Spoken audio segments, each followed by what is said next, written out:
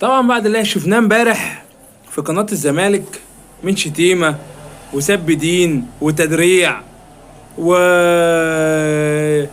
ده وخش في ده واجيب يمين في شمال اي حاجة، المهم ان انا ايه، اعمل لغط يعني. المجلس الاعلى للاعلام قرر التحقيق في اللي حصل امبارح في قناة نادي الزمالك.